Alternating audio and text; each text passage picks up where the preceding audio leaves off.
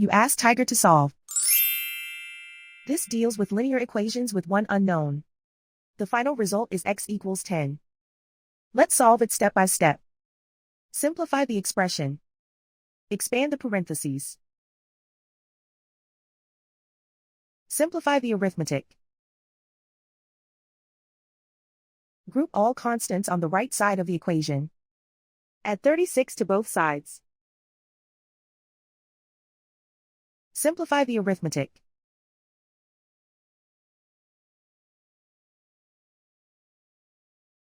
Isolate the x. Divide both sides by 6. Simplify the fraction.